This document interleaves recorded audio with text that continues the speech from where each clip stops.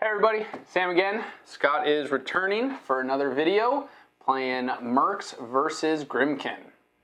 Aw, yeah.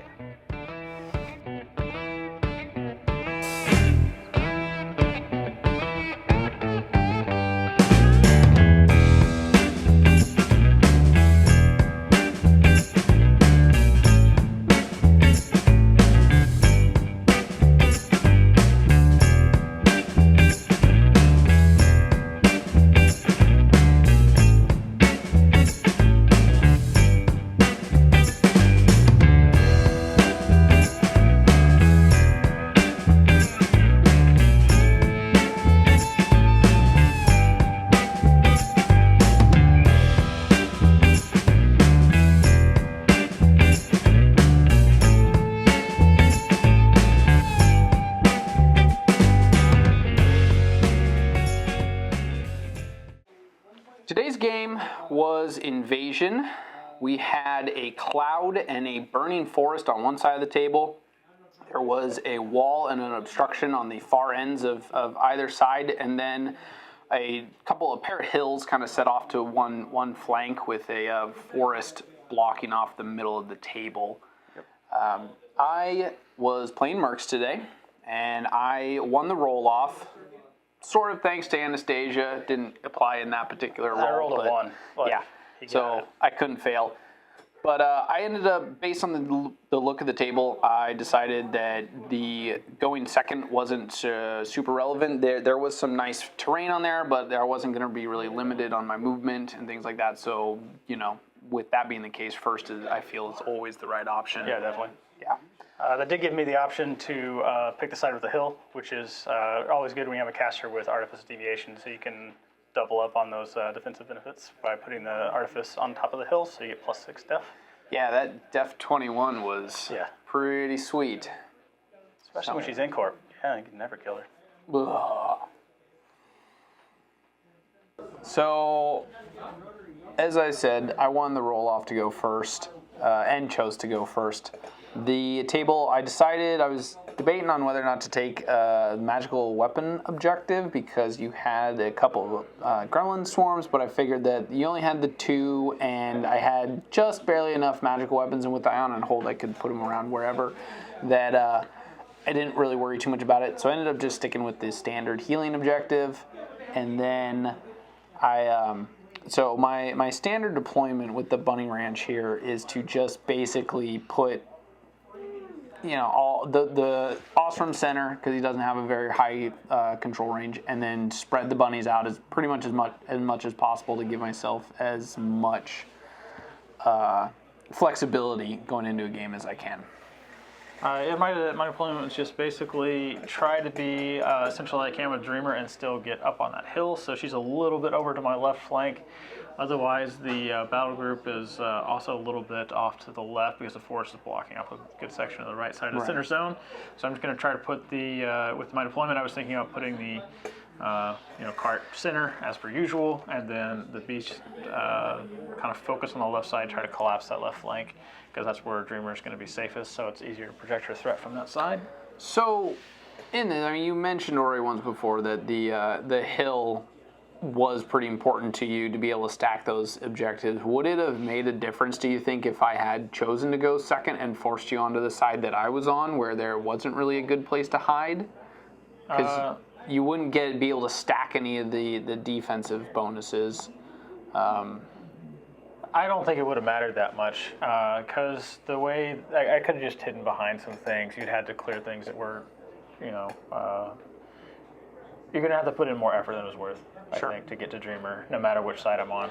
It's just that hill there just really drives it home, and she could be more aggressive. I would have had to be less aggressive with her had you given me the other side, but I think the first turn advantage is greater than the advantage that I would have gotten from her.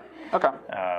That makes sense. I was just debating that afterwards. So, pretty much my typical play with the way this Ossrum list is built up is just move up, especially going first, just basically run everything up, get myself in position to most likely feat on turn 2 and start running into my opponent and shooting them with stuff. So I only have one real melee damaging unit in the entire list. This is pretty much like straight up a gun line in the most pure sense. So the Driller, as you can see, is basing that objective and just putting himself in a position to hopefully, to threaten out a little bit and kind of get himself there. But that's really the only melee piece I have in this this one. Right there, you saw that I did something smart by accident. I ran my Dreadrots up, like usual, to start the corpse train, but I accidentally trapped one behind the Cage Ranger so he couldn't run, which is perfect, because now you can't kill them all. Usually I make that mistake, so it's good.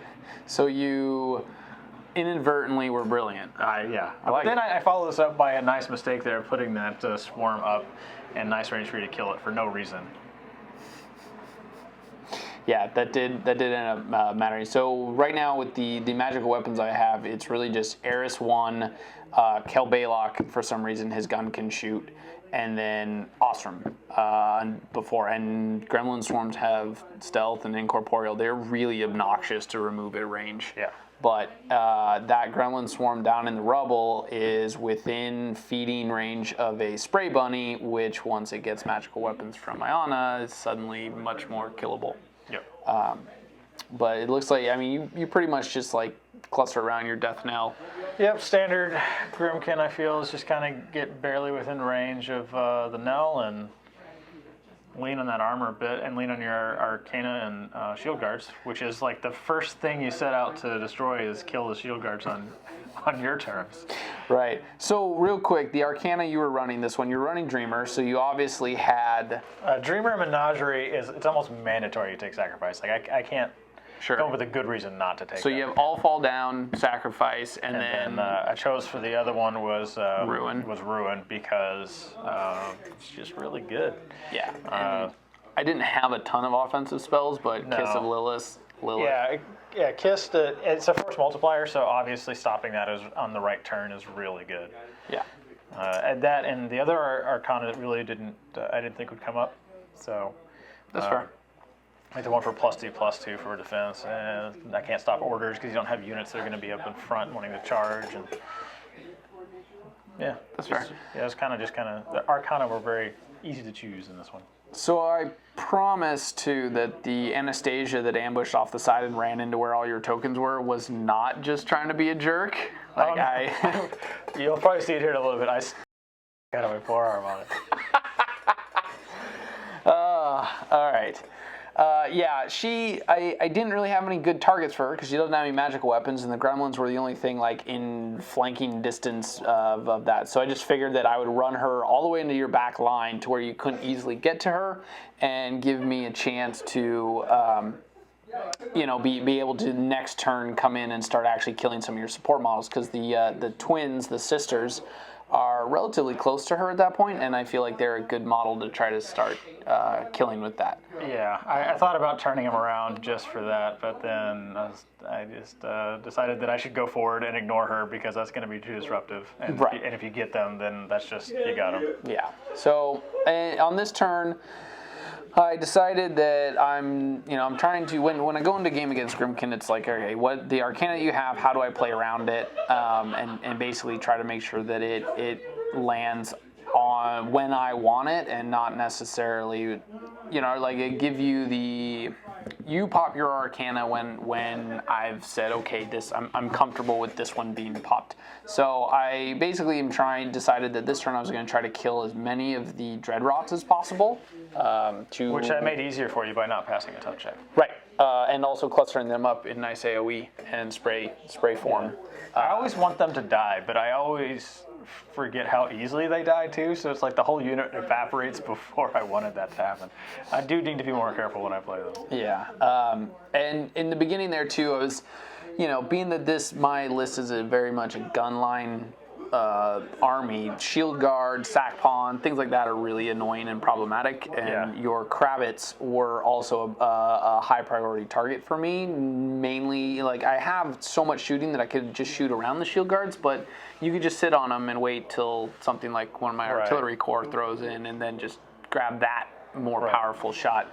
Yeah, I think that was the right thing to do. Go ahead and just kill the Crabbits early, so that's just one more thing you don't have to think about in the later turns. Yeah, especially with sacrifice being on the table, because I've seen that trick enough times where it's like, oh, I let my beast get shot down to almost dead, and then I shield guard a shot over to my Crabbit who dies, and cool. Whoops. Yeah. Yeah, I've definitely done that before. You just bait him in with a Crabbit that you've already punched yourself, so it's on like 2 health, and it's sitting behind the 3 beasts. It's like, well, if you want to shoot your gun. Yeah. Good luck with that. So yeah, we just that's something I definitely like. Try to when playing against the Sacrifice Arcana, it's very much a you kill something dead before you move on to the next thing. Otherwise, you're going to lose all of that effort you put into that. And definitely didn't want to in this game, give you that opportunity. You don't have a ton of heavies, but you have 2 more heavies than I have. And that would be a problem if I can't deal with them, or if I spend half my, a turn almost killing one to only have you bring it back to full health. Yeah, that is one of the worst things you can do. I did that not too long ago against Grymkin. Yeah. He walked out. It's like, hey, you want to take a free strike? It's like, sure. Like,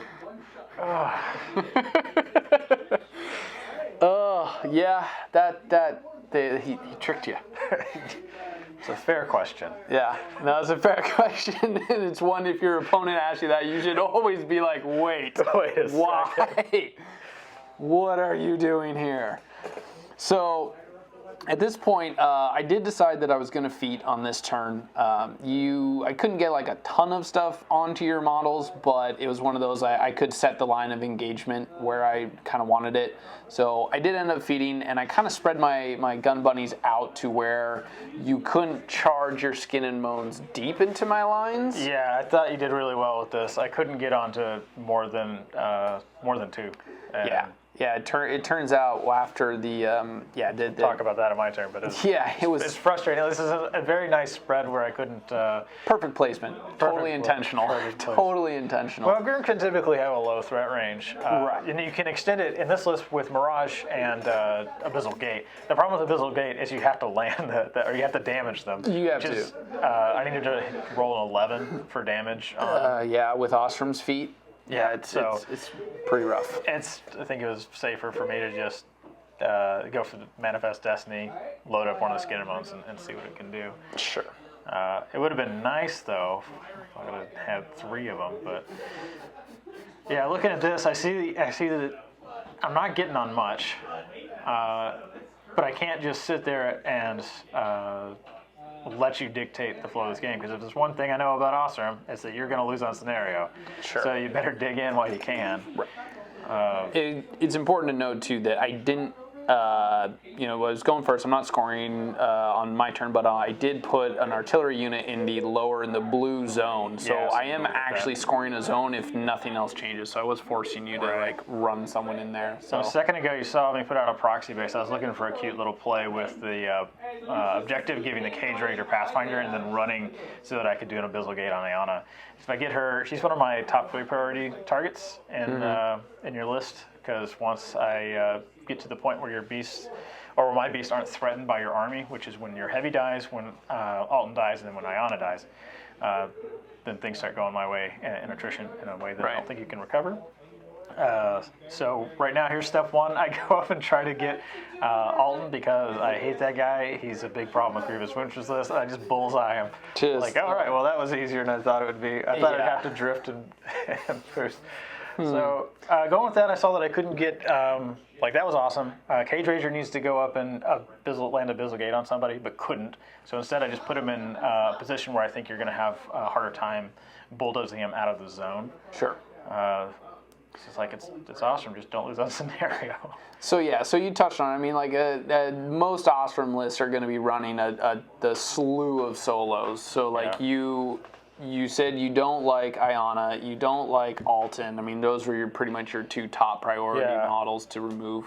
Gorman is up there, but I don't think in this list I care enough, because he doesn't do damage, and then you can shake blind. So it's he's obnoxious, but he's not a priority. Right. I mean, Alten Ashley, I didn't utilize him very well, but I probably should have left him in the back. I mean, he stops sacrifice. Yeah, he's like that one beast that you're just going to put chip damage into. You hit him with Alten, and then your army just goes and does what it wants to the rest of the army. Right. and then I don't care. This was great. This fully loaded Skin and Moans ran in there and did something like 16 damage on the charge, and it's like bought 2 attacks and killed the other one. He was ready to go. Yeah, that was also the one where you were trying to proxy out to get to 3 of them, but I was perfectly positioned so that you were like millimeters out of being able to do it. Totally intentional. Planned it that way. Yeah, I'm going up here and I do the other Skin and Moans, and I just roll fire for hits, and then the coldest dice ever for damage under Manifest Destiny. It's like I pick up the 1s and I'm left with a 1 and 2. Yeah. It was not good. You basically blew your entire Fury stack trying to kill one bunny. One bunny. Oh, it doesn't feel good, folks. No, and it actually did matter later on in the next turn. Just with the Fury management ended up, because Dreamer's already activated at this point, right? Yeah, and I foolishly camped 2 while I was incorporeal on a hill in Artifice. Like, there was no reason to camp that much. I should have gone down to 0. Yeah, there's that makes sense. Yeah, because you were Def 21, incorporeal. You had no shield guards at that point, but it was just like, I mean, the only thing I'm getting to you with is magical weapons, and then I have to tag in Def 21. You get one thing with magical weapons.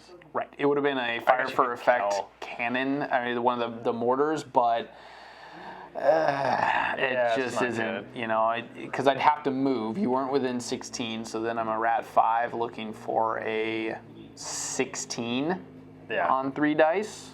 It's not happening. So at this point, I'm just like, what can I do to try to save myself? I know I'm already going way hot on Fury. So one of the things I try to do to frustrate all these bulldozing jacks is to put up the Rattler with a fail charge. He put up his Animus and then fail charge, so he has a counter charge up, and hopefully that will cause a little bit of headache in your activation. Yeah. You can't just bulldoze and run away because he counter charges back in. Yeah, I thought you were just trying to give me like PTSD from playing Zadesh. Yeah, counter charge. All the counter charge. Yeah, and just be like, hey, remember this? Remember this? Yeah, well, it's better with Zadesh. He can't get pushed. No, that's fair.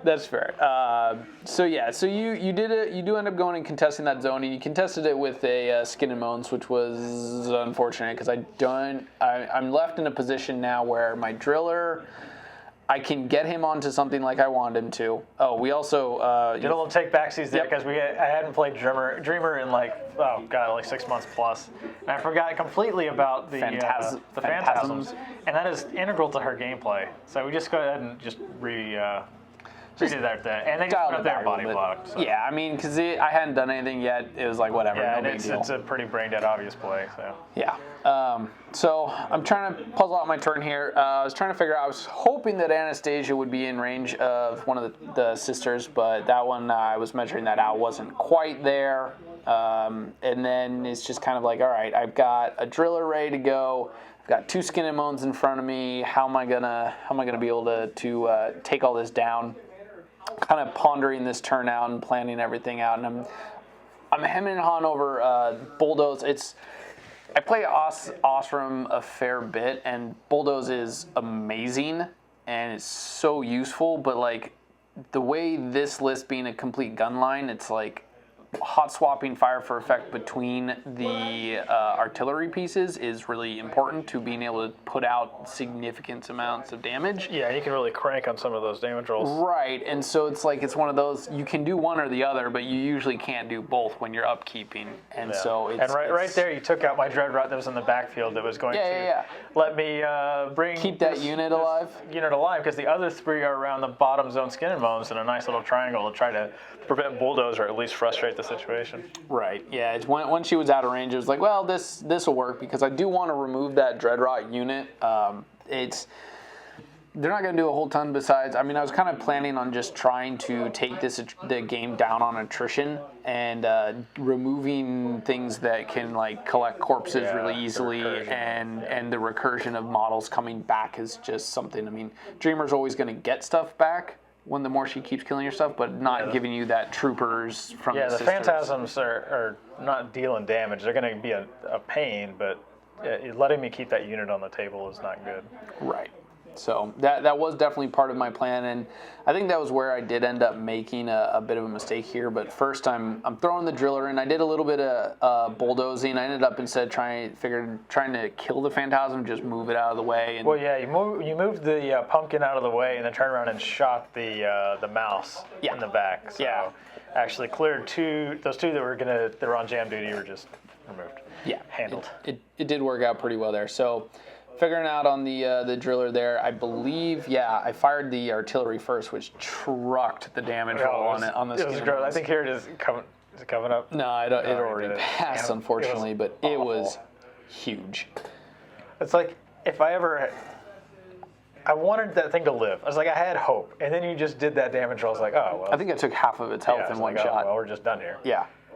I mean, that Driller's got in the bag. Yeah, I did decide to actually shoot Kell into that guy just to throw a little extra damage, and it did actually matter because I think I got you to the box. You did actually end up getting me to the box on this. Yeah.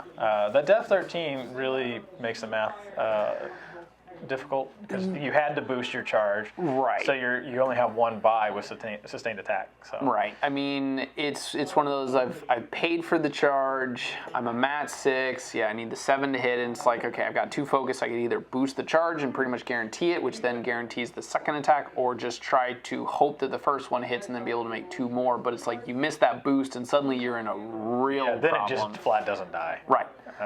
And I couldn't have that because you're base def 13, now you're in combat, I have a shooting army, they don't really like def 17. Right, and then it gets even worse because if you leave the Skin and Moans alive, then it's sacrifice is very much a very real thing here. It's like if that thing's down on a couple boxes, it's the best sacrifice you could ever play. Right. So, but unfortunately for me, that didn't work out that way. Kill to the box, and then you go to work on our Dreadrots in the bottom zone here to try to get the Skin and Moans out. So this is where I do feel like I made a mistake because I opted to spend the focus on the bulldoze and not swap over fire for effect. I decided that I probably didn't have enough damage to kill the Skin and Moans, and so I figured I'd just go after the Dreadrots, because I figured you were going to pop sacrifice. I mean, if I start shooting at the Dreadrots, I'm putting chip damage on the Skin and Moans, and then you're just going to eventually pop sacrifice once he gets down to too low. Here's a nice little piece of frustration. Tried to bulldoze the tongue dog out of the Gorehound. The Gorehound. I couldn't think of the name. So it wouldn't be in melee with Gorman.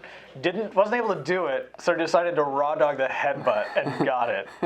You totally reminded me of it too, because I wasn't thinking about it. I was like, well, maybe I'll just like hit you with my head, and you're like, oh, a headbutt. I was like, oh yeah, I can headbutt. It's a classic case of just keep your mouth shut, and I would have totally screwed that up. Yeah, that's what I was fearing in that moment. Yeah, and I got lucky with it, and it because you had Gorman, Eiryss, and 2 bunnies. I mean, I gave you a perfect place to run into, and the problem with you free striking with the dog is you just pull me right back in, so I can't even escape. Until you put up your spell, right? Because that stops pushes. The bunnies can't get pushed, just naturally can't. But I can't do anything about the 2 solos. So even if I would, die to a free strike. Yeah, I mean, even if I could, make it away. I mean, what your mat was? The mat 6.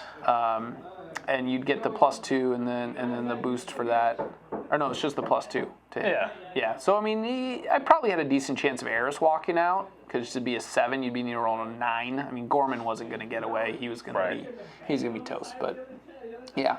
So I decided that, all right, I'm not going to try to kill the Skin and Moans. I'm just going to try to kill the Dreadrots around him and then bulldoze him out of the zone. And that I do feel like I probably should have just tried to kill the Skin and Moans.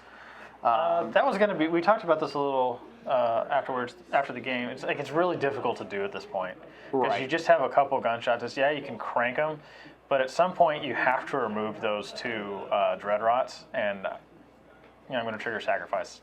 At some point. It's just how much am I going to get sacrificed back? And in this case, it was pretty minimal. I only got back the mind was completely out, so it was something like 6 or 7 boxes. Sure. Yeah, I'm wondering if, and this was something we had talked about, the forcing is like I was trying to play around sacrifice. I wasn't really thinking about the ruin, and Aiyana at this point hasn't even activated yet.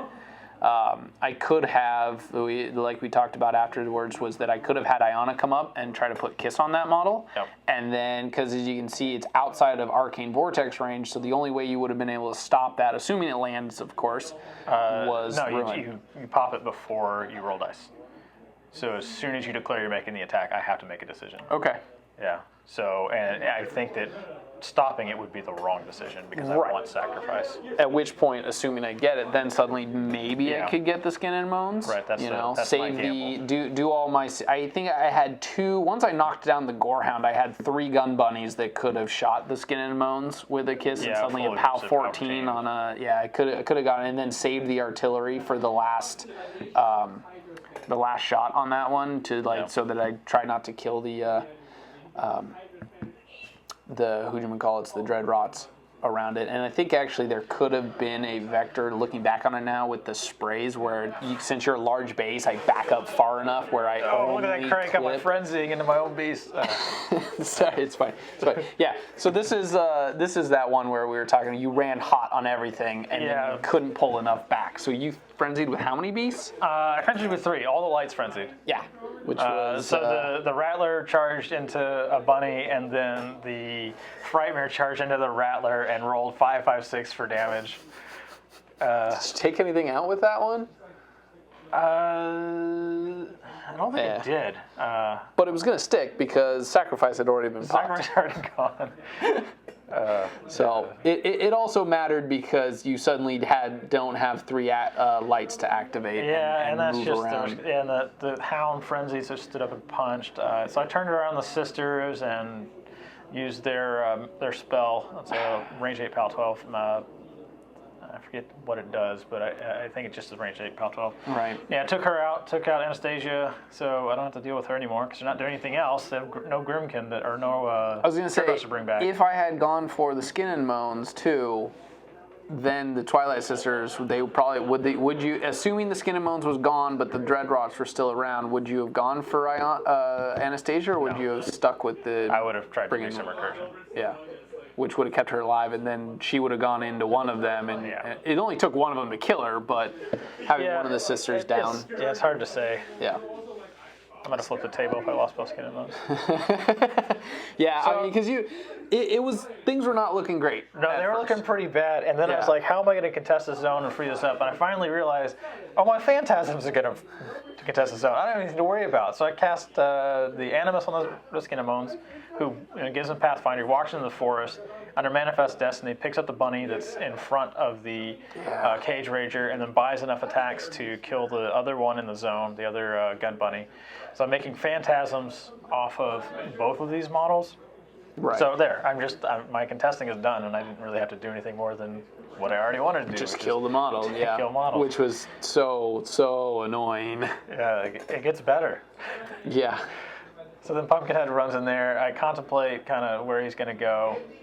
He just kind of body blocks. He's not doing a lot. I'm not thinking about anything where I'm arcing spells, so he's not super important to me at this juncture. And then I get enraged on the Cage Rager, and he walks in and takes out the Driller. I realize he has beat back, and I just want to use it once because reasons.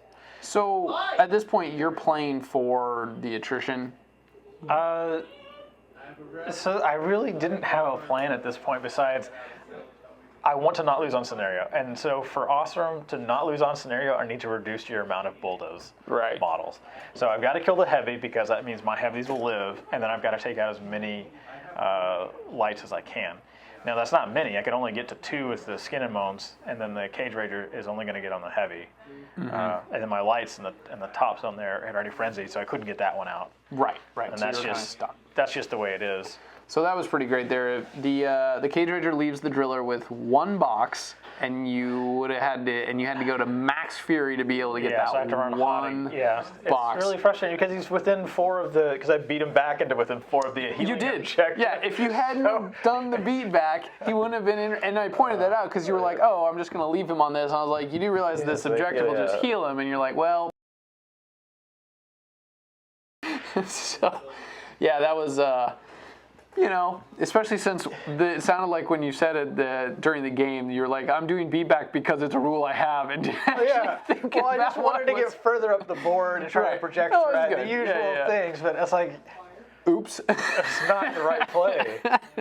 So this puts me at 8 Fury. I have 8 Fury on the board because of this. And you're camping 2 again, right? Because you're no longer in corp. Oh, you had 1. You definitely had. I was at 8 because I had 3 and 4. Yeah, I was camping 1. Yeah, so that's total. Right. Someone was going to have to make another frenzy 1 check. Yeah. Right. Their threshold 8 beasts, both the heavies, so I thought it was going to be okay. Yeah, about that. So on this turn, now typically I try to remove death knells earlier. I don't know what I was thinking. I didn't really even look for a chance to do it. I mean, you were keeping it pretty far back. But this turn, I decided that, I'm going to... Now is definitely a turn for it. You have the attacks. Right. And it's going to make the beast a lot easier to deal with. Yeah, the armor buff is really strong and really good. And you were maxed out on corpses, too, at that point. Yeah, so it's reaching out 9 inches from the knell, which is everything for me. Right. So I do end up drop a couple of artillery on it, and I do finally get it here. I was contemplating... Oh yeah, I was contemplating. I left it on like 6 boxes. Exactly 6 boxes. Yeah, and there's a Kell Bailoch. Yeah, I was like, okay, Convenient. how is Kell Bailoch gonna go shoot this thing? And then you were kind enough to point out that I could straight up see it through a forest. And I was like, oh, cool. And so it died. Yeah, I wanted it in the zone really bad because it's one of the things that can't be pushed. I mean, I think it was the right call. I mean, yeah. you were moving up, you were projecting. I mean, your 9 inches was reaching to your phantasms, which mattered. I mean, it helps for sure, but I think that just keeping it outside of 14 of Kell, so you couldn't double tap him, would have been perfectly fine. You don't have the amount of bulldoze at this point with how I'm set up to actually get me out of zone with that forest because you're cut down to half moves with it. Right. Yeah, that forest was perfectly fine. I didn't need to put the nail there. That's fair. I mean, the forest was. I mean, outside of feat turn, Ossrum, especially this list, really struggles with Pathfinder. I just don't have it. I mean, there's a really tempting reason sometimes to take the Pathfinder objective, but. Yeah, so outside of it, 1 Fury Frenzy. You failed every frenzy check, didn't you? Yeah, that's pretty good. Which is really rough coming from Scorn. I pass all those. Yeah, and you see roll up they on that also have bunny. higher thresholds, but they do. It's because they're cheating models. Yeah, they're just Scorn is so overpowered. Yeah, completely. So I am trying really hard leveraging that single circle scenario down there, trying to push things in my favor. It's a little difficult to tell, but I am way low on clock, and you guys still have a lot. Yeah. What is that like? You had 25 nearly minutes. 3 minutes, and I have 25. Yeah. So I was looking. I was like, I have this clock advantage. I'm going to take my time and think about it. I was looking in the beginning of my turn there for an Abyssal Gate to get your bunny out of the zone. That wasn't going to happen. He was too far in. So at this point, it's like, okay, let's just take more bulldozing models off the board and try not to lose on scenario. So the Dribbling Swarm comes up, puts 5 boxes on one of the gun bunnies up top. Yeah. And then this Skin and Moans just walks up and gets 3 models as melee range. We got 2 bunnies and what else is there? It was and Gorman. Yeah, that's right. And just killed everything. Yeah, so he got enraged, got Manifest Destiny, and he had max corpses on him. So he goes ahead and he just takes up those 3 models because that's what needed to happen right there. And of course, then you just put all your phantasms that I spent time killing. I mean, it's so like I always wonder if it's better to just forget about them. You know, I mean, you play against Dreamer, everything, you kill them, they're then just going to come right back the very next thing that she kills, especially the small one. You know, it's like... It's just, you can't worry about it. It's just something that's going to happen. This is a fun play for me. Is like the mouse ran up there, put his back against the wall, and was engaged by 2 models. That was annoying. I spent the rest of that turn while you were moving trying to figure out how I was going to just completely unscrew up that situation that you left me with. Yeah, so the sisters go up, put some few boxes on that gun bunny in the bottom. And now the tongue dog is free to, I should call it the Gorehound. Now the Gorehound is free to move up, walks up, engages all those, all my super all the solos? important stuff. So we got Aiyana, Holt, and Eiryss, all in melee range. I have to buy 2 attacks to get, or I get Aiyana down with the second attack first. Either way, I have 3 attacks. I only get Aiyana. This was the turn where things really started to fall apart for me. Like at first, I felt really confident the first 3 turns, but then turn 4 rolled around. Yeah, clock aside, after I had this turn, I was like, yeah, this game is now mine. Right. It was pretty rough. I mean, I kept trying to figure out how I could get to the objective and try to remove it and give myself an extra point on the scenario, but I didn't have anything in the upper flank there to clear off the light beast there. Collapsed. I had no units up there, which the whole time I was playing, I was kind of ignoring that zone. I really didn't want to put a unit up there since with the burning forest and the actual forest itself, it'd be really hard to support that zone from range. So I figured I'd be a lot better off just playing around and hiding behind the forest. I thought it went okay, except that the attrition it's really difficult for me to get over there and deal with those units that were behind the forest. So, I mean, that definitely worked to your advantage. But sure.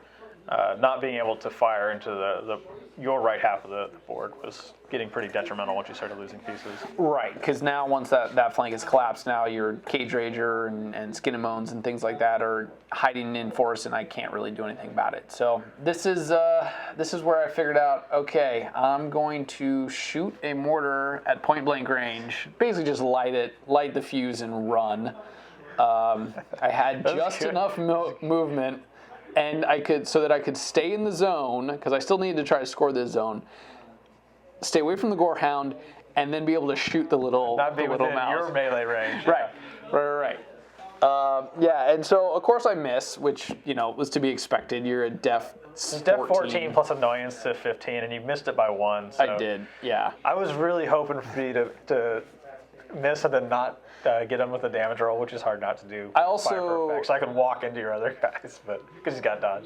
I also pretty sure I just messed. Take up is only within 1 inch, and I grabbed the wrong model. It should have been the one that was actually close enough to. I was going to say something, I grabbed the wrong guy, but your clock was so low that I didn't want to bother with rules questions at that point. Right.